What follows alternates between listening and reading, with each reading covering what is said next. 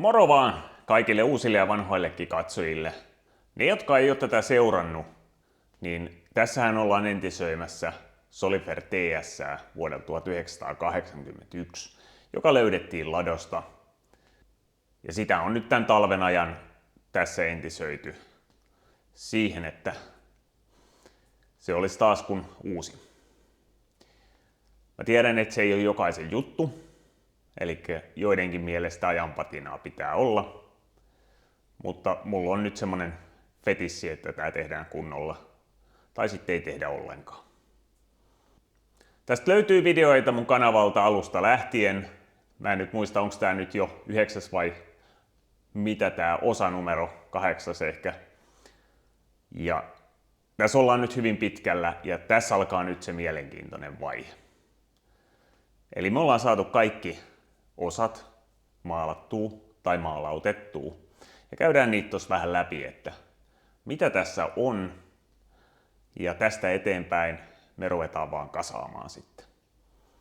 Mutta tässä tulee samalla muutama purkukohta vielä. Mehän ei oltu käsitelty muutamia kohtia ollenkaan, muun muassa ne takavanteet, niin katsotaan siis taka- ja etuvanteet ja ne navat, niin ne on tässä vielä mukana. Otetaan tuosta kamera käteen ja katsotaan vähän lähemmin, mitä tässä on.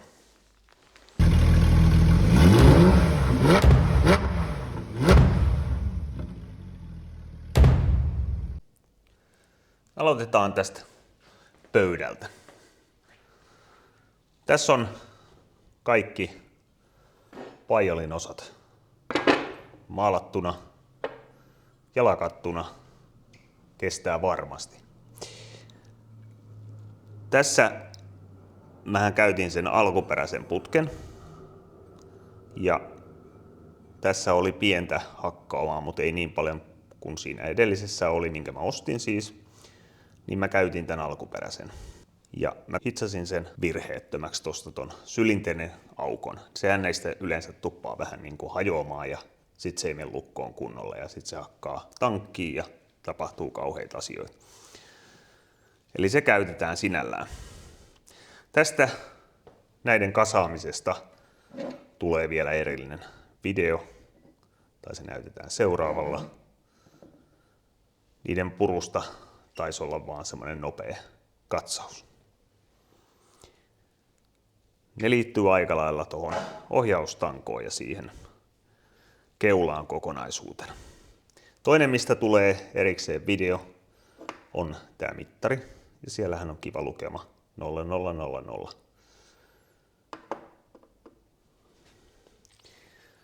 Ja tässä on tämä pyörittäjä. Tässähän ei ollut mittaria, mutta tässä oli Huretin pyörittäjä kyllä. Tämä oli silleen todella huonossa kunnossa. En saa nyt vissiin irti. Mutta joka tapauksessa sinne oli päässyt hirveästi hiekkaa, kaikkea muuta. Mä putsasin tän. Tästä puuttuu muutama osa. Mä näytän sen, tää on vaan nyt koristeeksi tähän laitettu.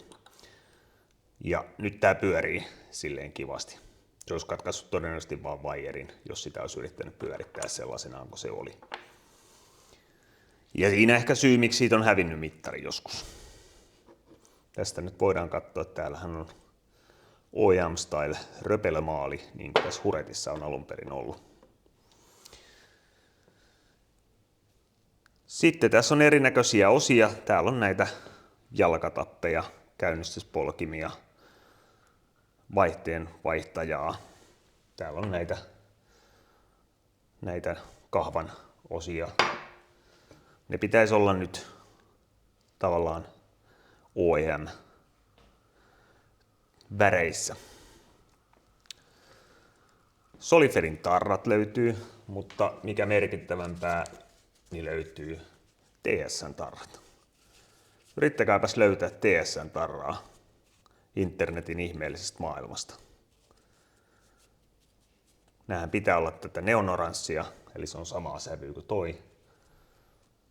Mutta näitä ei ole helppo löytää. Semmonen paikka kuin Viiru ja Teippi, mä laitan tuohon linkin. Ne ystävällisesti teki mulle mittojen mukaan, jotka ystävällisesti taas toimitti Soliferin Facebook-ryhmässä oleva henkilö, niin mittas tarkat mitat, mitä ne on ollut, ja sen mukaan ne piirrettiin. Näitä saa nyt sieltä viirusta ja teipistä muuten sitten nyt ihan suoraan, eikä ole kalliita. Niin sieltä kannattaa kysellä sitten. Voi olla, että niille tulee verkkokauppaan ihan yleisestikin. Täällä meillä on näitä mustia osia sitten. Eli täällä on penkin runko. Tässä on vaan tää vaahtomuovi tässä päällä. Mä oon sen hionnut sen vaahtomuovin, vähän paksuuntanut sitä, koska se on painunut. Mä näytän tästä penkistä kanssa erillisen asennusvideon sitten. Ja tää penkkihän on hitsattu, tässähän on kyljet kokonaan uudet, koska ne oli mätinyt ne, niin siinähän on uudet pellit molemmilla kyljillä nyt. Ei mene läpi, tässä on lisätty niittejä sen takia, että näissähän tyypillisesti täällä on vaan päissä niitit. Nämä painuu tästä keskikohdasta, kun siihen istutaan. Täten siitä tulee vähän semmoinen kuoppa. Niin mä vedin prässillä sen suoraksi. Ja sen jälkeen mä niittasin sen myös tosta keskeltä nyt. Että se ei pääse painuu enää. Mun mielestä se on vähän semmoinen, voisiko sanoa, tyyppiongelma. Kuumakestomaalia käytetty putken osissa. Katsotaan tähän tästä putkesta yksi video. Tämä putki on nyt tässä putsattu. Tää on sinänsä mielenkiintoinen, että hyvin hitsattu, mutta tuolla on se on varmaan katkennut joskus. Se selittää tämän rutunkin tässä. Tää on varmaan vaihdettu tää loppuosa ja ei ole ihan ollut taivutuskonetta. Ja siksi siihen tulee tommonen ruttu. Mutta muutenhan tää on muodoltaan ihan oikein. Tää hitsaus on tosi hyvin tehty tässä. Että tää ei olisi kauheasti siistitty. Et ihan hyvä hitsari ollut. Ei se edes näkynyt sieltä maalialta. Toinen mitä jostain syystä tässä on, niin tässä on kaksi tämmöistä avattua lätkää. Eli tosta on avattu ja tuolta on avattu. Ja nyt mä joudun ihan kyllä mielenkiinnostani avaamaan tänne, että miksi tää on avattu. Ja syynä toinen, että täällä helisee joku sisässä. En tiedä miksi joku on sen helistimen laittanut, mutta katsotaan vaikka siellä olisi kultasormus tai jotain siellä sisällä. Niin avataanpas toinen näistä, vähintään toinen näistä täbeistä. Että onko tätä niinku modattu sisältä vai mikä juttu?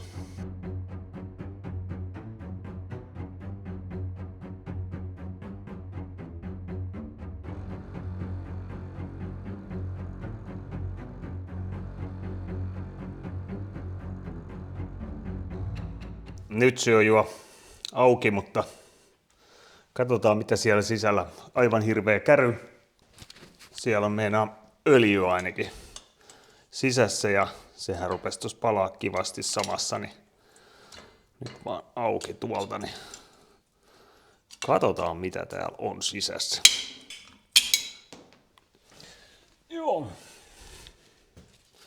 No se on öljyssä sisältä, mikä ei sinänsä ole yllätys. Ja mikä täällä helisee? Nyt on mielenkiintoista.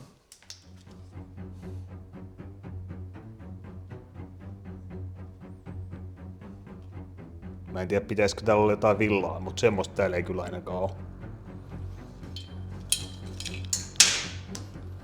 Semmonen. Aha. Oli mielenkiintoista.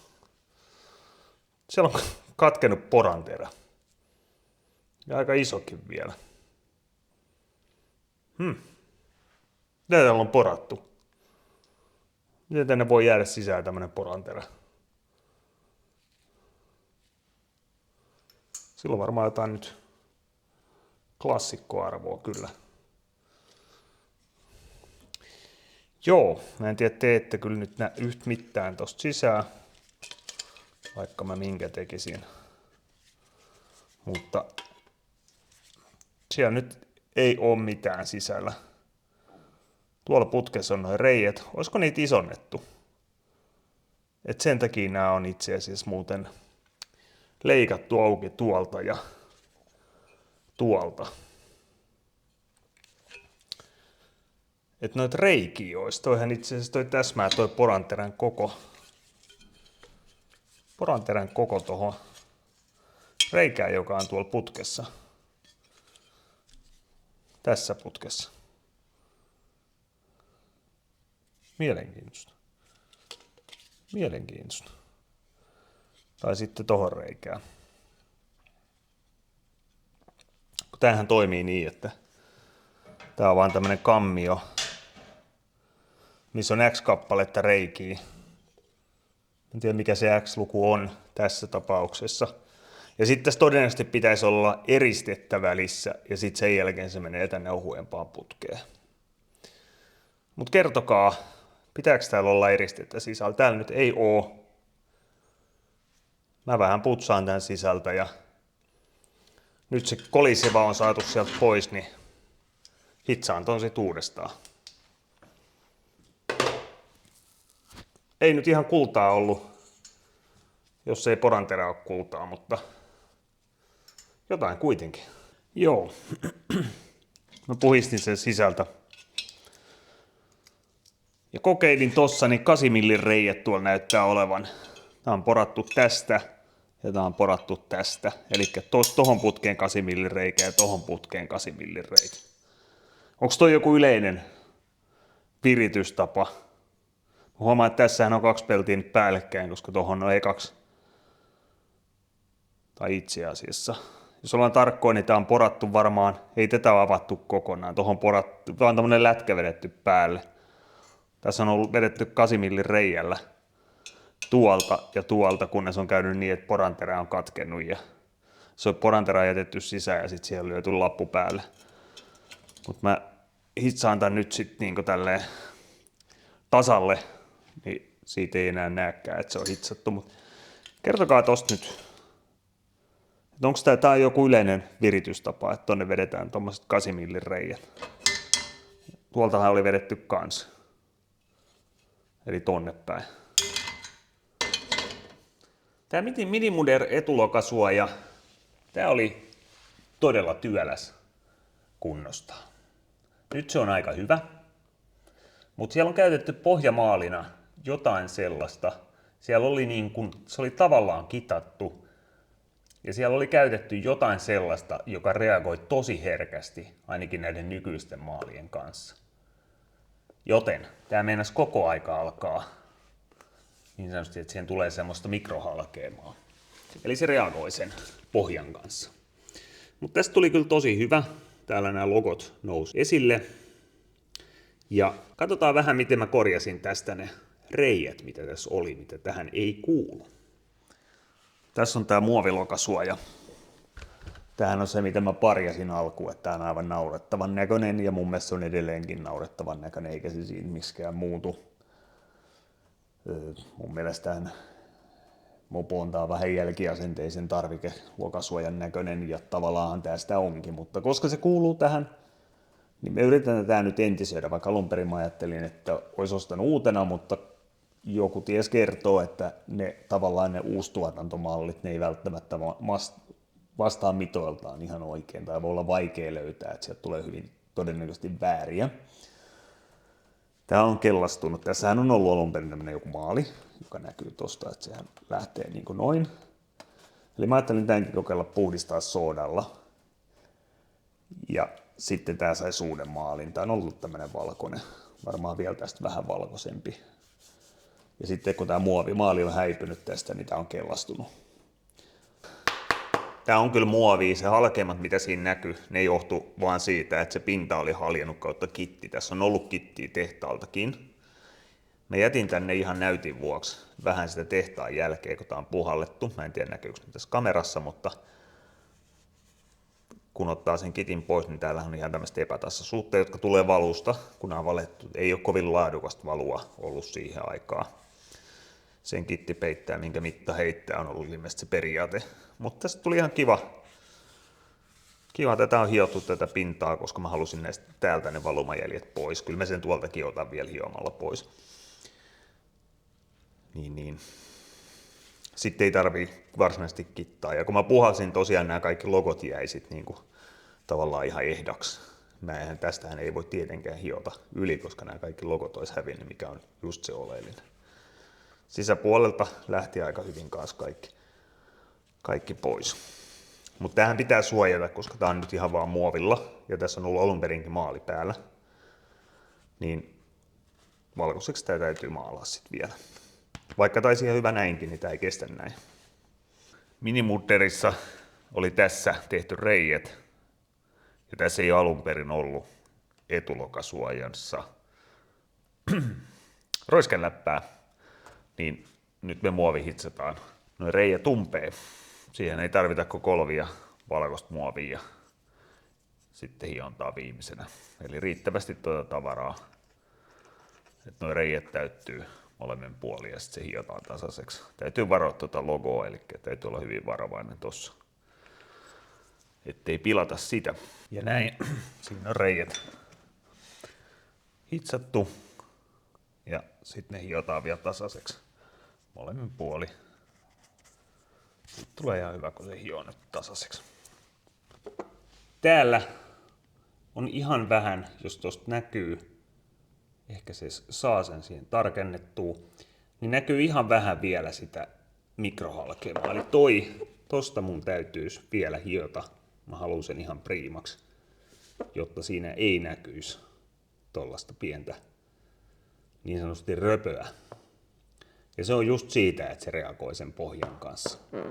Näissä kohdissa, mistä mä sain hiottua sen jo pois, niin niissä sitä ei sitten enää synny. Eli se täytyy vielä korjata.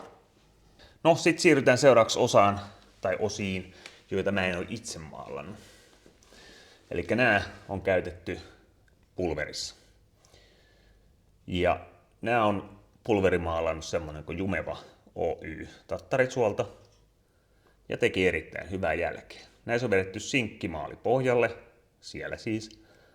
Nämä puhallettiin mun toimesta, mutta sinkkimaali pohjalle ja sen jälkeen toi pulveri.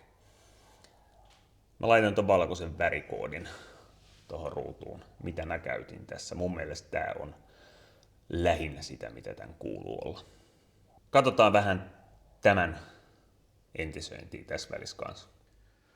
Niin, nyt me ollaan päästy hyvään vaiheeseen näiden osien kanssa, niin seuraavaksi nämä on kaikki puhallettu, niin nämä saa seuraavaksi fosforihappokäsittelyn nämä kaikki osat. Mä käytän tässä Motoxin tämmöistä fosforihappogeeliä, tää on vähän parempaa, tää pysyy aika hyvin paikallaan. Tärkeintähän tässä on kumihanskat ja hyvä ilmanvaihto. Muuten tässä ei ole mitään sinänsä ihmeellistä, pensselillä levitetään. Silmäsuojat ehkä on myös hyvä olla. Niin, ei tarvi sit lähteä lääkäriin. Ja tosiaan vaikka nämä on puhallettu, niin tuolla on esimerkiksi tuommoista pientä, mikä ei oikein lähtenyt puhaltamalla, niin estetään se, että ne ei ruostu heti uudestaan. Ja täällähän on tosiaan pinnassa on tämmöistä ruosteenomaista. Tää kitataan sitten viimeisenä, mutta ei kannata niistä plommoista vielä välittää. Täällä on kaiken näköistä. Täällä on näitä peltisuojia. Tää kuningaspultti, jalka. Sitten on noin kaikki rungon osat täällä, niin kaikille tehdään sama. Tuolla alla on vielä satulaa, putken osaa, mittaripaneelia, jossa on myöskin tällaista ruostetta niin ennen happopohjaa, niin nämä on ihan hyvä käsitellä. Sitten kun me vaaletaan työstään, niin mä näytän sitten, että minkälainen tuli. Tuossa nyt näkee, kun on levitelty toiset puolet, niin nämä kohdat, missä sitä ruostetta on vielä ollut, niin se rupeaa reagoimaan tollain. Tää geelihän siis annetaan olla tässä, jolla ipalla pyyhitään sit pois sen jälkeen, mutta se annetaan rauhassa vaikuttaa siihen ruosteeseen. Ja tosiaan niistä tulee vähän tommosia tummia kohtia, missä sitä on ollut. Eli kun se on tuossa nyt vuorokauden nyt ainakin ollut, niin mä käännän nää sen jälkeen ympäri. Ja näistä valkoisista osista, niin tässä on tää alarunko, joka tuli 82 SMS vasta ja TSS 81 vuodessa. Ilmansuodatin kotelo ja tässä mä katoin pitkään, minkä värinen tämän kuuluu olla. Aika usein ihmiset on vetänyt tämän hopeiseksi. Tämä on siis se, johon tulee tuo jarru polin kiinni. Mutta mä katoin alkuperäisistä kuvista, yritin katsoa tarkkaan. Tää on ollut kyllä korinvärinen ja muut on ollut sitten niin sanottuja sinkattuja. Eli mä uskoisin, että nyt mulla on autenttisuus tavoitettu. Tosta rungosta, tai oikeastaan sen maalaukseen menosta ja puslan asennuksesta, niin katsotaan siitä yksi video tähän. Takahaarukan puslat. Tässähän meillä on hienoksi pulverimaalattu meidän takahaarukka. Ja kun pulveri maalataan, niin sehän vetää se noin 200 yliasteeseen sen uunin, joka tarkoittaa sitä, että jos sulla on puslat siellä kiinni, niin näähän sulaa. Ne menee pilalle, ne koppuroituu, vaikka ei sulaisi kokonaan pois. Eli ne on pakko poistaa ennen pulverimaalausta. No, sehän oli hyvä syy sitten uusia nämäkin, vaikka alun perin ei ollut tarkoitus, ja nämä olisi varmaan ollut ihan kohtuukuntoiset, mutta ne olisi ollut sen maalauksen jälkeen pilalla. Hankalinta oli, että mistä löytää oikeat puslat. Eipä löytynyt kovin herkästi. Mutta mittojen mukaan, mitä mä katsastin näitä, niin Solifer R kautta S1 on täysin identtinen pusla. Se on niinku ihan sama joka suhteessa. Eli nyt me saadaan tästä prässättyä tonne uudet puslat. Ja näin, siellä on nyt uudet puslat. Täytyy sanoa, että nämä prässäytyy tosi helposti. Mä en tiedä, tarttisiko tuohon edes prässiä, ja veikkaa, että tuolla saisi ruuvipenkilläkin paikoilla. Ne vanhat ei kyllä sieltä lähde pois. Nämäkin oli ruostunut sen verran, niin millään muulla kuin prässillä, mutta ne uudet, niin ne on tosi helppo asentaa, että paljon helpommat kuin jotkut auton puslat. Sitten meillä on nämä siniset osat. Tässä käytettiin värisävynä Toyotan 2001 vuoden värikartassa olevaa sinistä sävyä. Se on aika lähellä. Tämä saattaa olla snadisti sähkön sinisempi kuin mitä se alkuperäinen. Tankista ei oikein voinut mittaa sitä väriä, se oli mennyt jo niin haaleeksi, että sehän oli lähempänä vaaleansinistä. Tarrojen alla oli jokseenkin oikein, ja siitä kun verrattiin, niin aika lähelle meni tää. Mutta jos se on vähän tummempi, mä tykkään tästä enemmän, niin sitten se vaan on vähän tummempi ja that's it. Eli nämä mä maalasin ja lakkasin itse, niissä on 2K-lakka tietenkin pinnassa, jolloin se kestää. Tämän oikomisessahan oli aika hemmetinmoinen työ, mutta on tyytyväinen lopputulokseen. Ja nämä peltisuojat kanssa tonne sivuille, mihin tulee ne TS-tarrat, ne on kanssa maalattu ja entisöity. Ja tästä voitaisiin katsoa kans yksi video, koska toinen näistähän oli aivan mätä. Tässä meillä on tää meidän toisen puolen työkalukotelon suoja. Tää on se alkuperäinen. Tämähän oli oikein, tää pintakansihan oli oikein hienossa kunnossa. Ja se oli todella vähän ruosteinen. Oikeastaan ruosteeton melkein. Tässä on tää, mikä me ostettiin. Me tiedettiin ostettaessa, että se on pikkasen kärsinyt, ja nyt kun on maalit puhdistettu, niin totuus paljastuu. Täällä on jonkun verran ruostetta. Jouduks me hitsaa tästä? Eli tää alalaita oli aika syöpynyt, tuolla on isoja koloja. Tuolta on vähän mennyt jopa puhki, tuolta on mennyt kokonaan puhki. Ja tässäkin oli taas tämmönen mystinen luodinreikä, joka tää nyt ei ehkä ollut luodinreikä, mutta siinä on jostain syystä reikä, joka ei ole ruosteen tekemä reikä. Ja tää nyt kupruilee tää pintakin tästä kohti aika pahasti, eli sitä on käytetty johonkin muuhun tarkoitukseen. Sen mä saan suoraksi kyllä, mutta tästä nyt näyttäisi siltä, että mä leikkaan tämän ruosteen pois kokonaan, koska tää on mennyt tosi ohkaiseksi tästä. Mä leikkaan tollasen palan, mä hitsaan siihen uuden. Tää oli 1 millistä peltiä, niin se onnistuu kyllä. Ehkä vaikein on toi kolon tekeminen. Sittenhän pitää tulla siis tollanen. Se on ehkä se vaikein homma tossa. Ja sitten tätä oijotaan ja toi hitsataan umpeen kanssa tosta. Tämä tankki on maalattu ja lakattu myös pohjapuolella. Tuolla on vielä teippi. Siinähän on tuo bensan lähtö on siinä. Ja tietenkin myös nämä kaikki muutkin osat on molemmilta puolin maalattu.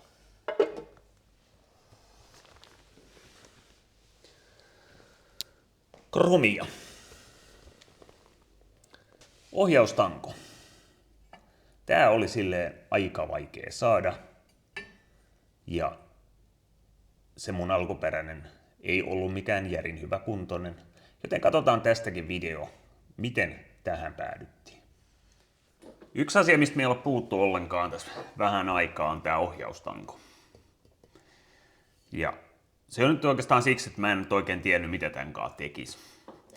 Tämähän oli ruosteessa, se näytettiin, joo. Mä oon hionnut tätä selkeästi. Siinä on edelleen pieniä kuoppia. Siinä on vaan se, että sehän ei olisi ongelma. Tänhän voisi nikkelöidä ja hiota ja nikkelöidä ja hiota ja nikkelöidä ja sitten kromata viimeiseksi.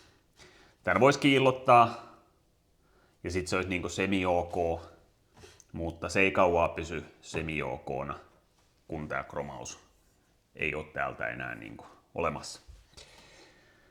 Niin, siihen tuli avuksi Paavo Järvenpää. Paavo Järvenpää valmistaa näitä edelleen Nokialla alkuperäisen muodon mukaisesti. Ja se on ihan äärettömän hyvä juttu, koska tämän yhden osan kromaaminen olisi maksanut paljon enemmän sillain, että se olisi ollut hyvä, kuin se, että ostaa kokonaan uuden. Suurimmaksi ongelmaksi muodostui se, että niitä uusia ei löytynyt. Niitä ei löydy. Tämähän perustuu johonkin ulkomaalaiseen. Tämä on jostain ulkomaalaisesta. Mä en nyt muista, oliko se italialainen joku vanhempi moottoripyörä sen aikainen, niin sen ohjaustankoon. Näin olin ainakin lukevinani. Mutta ne on vielä harvinaisempia, eli niitä sä et löydä maailmalta, ja jos sä löydät, ne on aivan yhtä surkeassa kunnossa, ja sitten sen lisäksi ne maksaa aivan julmetusti. Eli Paavo Järvenpää Nokialla tekee näitä. Häneltä kannattaa kysellä. Niitä ainakin toistaiseksi vielä saa. Eli paras ratkaisu on ostaa uusi. Tämän ainoa tavallaan poikkeama alkuperäisyyteen on se, että tämä on 12 millinen tämä välitanko alkuperäisessä. Näissä jälkituotantomalleissa se on 10 millinen, mutta se on niin pieni asia. Tässä on kuitenkin tämä korkeus oikein ja tämä syvyys, mikä missään universaalissa ei kyllä osunut. Mä kollasin läpi aika monta vaihtoehtoa. Mutta joo, kiitoksia hänelle erittäin paljon tästä, ja voin sanoa, että ne ei ole edes kalliita. Ne voisi olla jopa arvokkaampia, ja mä olisin silti ostanut. Sitten meillä on moottori. Tänhän te olette jo nähnyt, ainakin ne, jotka on kattonut mun videoita. Siitähän oli 2-3 videota sen täydellisestä kunnostuksesta. Sitähän nyt ei ole koekäytetty vielä, mutta kaikki edellytykset on, että se toimii ihan täysin. Kaasari viimeisenä, mikä jäi vielä viimeksi, niin se sai nyt tosiaan kanssa yhtenevän pinnotuksen. Se orkkis ihan ok, mutta ei enää sovinnut tuohon viimeisteltyyn moottoriin. Nyt se käy siihen hyvin. Vanteet. Näitä me ei olla käsitelty vielä täällä ollenkaan. Tai oikeastaan vanteissa ei ole sen enempää käsiteltävää muuta kuin, että noilla on uudet kehät. Ja niistä tulee myös oma video vielä. Näistä keskiöistä, tässähän on hyvin paljon osia. Ja nämä on nyt tänne täydellisesti purettu. Mulla on tämäkin irti, tässä oli vaan maalauksen ajan tässä paikallaan. Tässä on tämmönen holkki, se on ihan irti kyllä sieltä, mutta mä en saa nyt ihan käsin sitä vedettyä. Ja täällä on semmoinen tappi sisällä, ne ei ole tästä puuttuu nyt tosiaan osia. Mutta nämä näytetään ihan kokonaisuudessaan, miten nämä puretaan, koska nämä laakerit ei ollutkaan varsinaisen helppo ottaa pois. Ainakaan silloin, kun ne on mätinyt siellä 30-40 vuotta. Nämä on nyt uudet laakerit. Mutta mä päädyin siihen, että mä otin prässillä tämän. Ja jotta mä saisin tähän laakeriin käsin, mä vedin pultin tosta siihen vanhasta laakerista läpi, niin että se tuli se pultin pää tähän. Mä hitsasin se siihen laakeriin kiinni ja täräytin sieltä toiselta puolelta tämän pihalle. Se ei lähtenyt tästä kupista se laakeri, vaan tämä koko kuppi lähti irti tästä keskiöstä.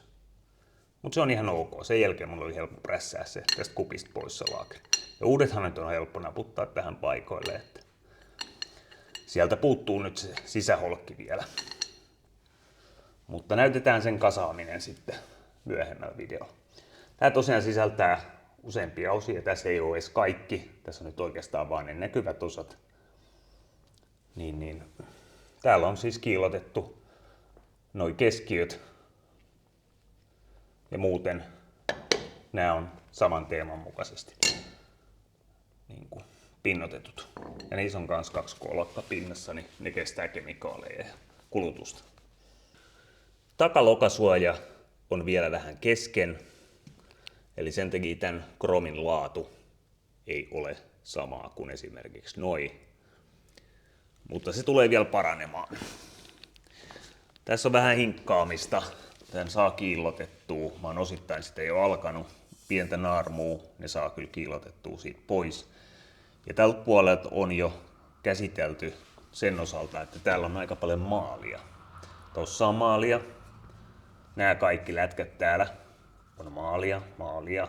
Sitä on tommosissa ikävissä röpöpaikoissa.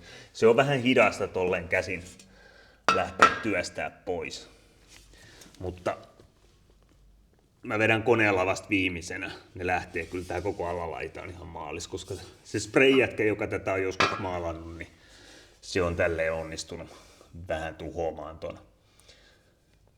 ton pinnan, mutta se pelastetaan vielä kyllä. Pohjapuolella täällähän on tollaset kiinnikkeet takavalojen johdolle, että se menee tuolla lokarin sisässä.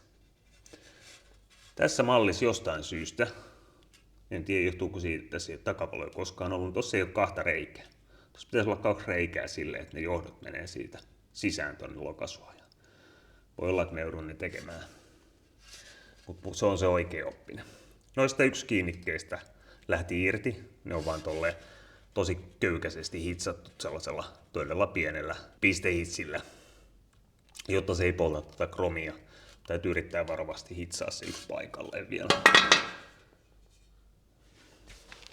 Siinä oli nyt sitten tämän videon anti. Ja tästä on nyt kyllä kiva lähteä kasaamaan sitä. Mulla puuttuu joitain pultteja vielä, mitkä mun täytyy hommaa. Kaikki kriittiset pultit, jotka on jotenkin spesiaaleja, ne mulla on. Jos et ole tilannut tätä kanavaa, kannattaa tilata. Saat ilmoitukset näistä videoista. Tästä tulee yksi video vielä, missä me entisöidään noi keskiöt. Ja sitten siinä oli pari muuta, mä näytän ton mittari. Miten se puretaan. Ja myöskin toi pyörittäjä. Ja sen jälkeen oikeastaan seuraava video tulee olemaan siitä, että tästä alkaa pikkuhiljaa taas tulemaan yksi kokonaisuus 1000 osan sijaan. Joten tilatkaa, jos kiinnostaa, ja uusia ja muita projekteja tänne tulee myöskin. Että tilaaminen ei maksa mitään. Ja kanavajäsenyyttä mä nyt en käytä, eli mitään maksullista tässä nyt ei oo. Niin suosittelen. Sitten jos siinä laittaa vielä ne ilmoitukset päälle, niin se ilmoittaa kaikista videoista, mitä tulee. Jos ne ilmoitusasetukset ei ole päällä, ne löytyy siitä videosta siitä alempaa, niin sitten se ilmoittaa vaan niistä, mitä YouTube katsoo, että sinua voisi kiinnostaa. Mutta hän ei ole aina ihan oikeassa. Olen huomannut sen. Mutta me jatketaan sitten ensi kerralla. Viimeinen entisöintivideo.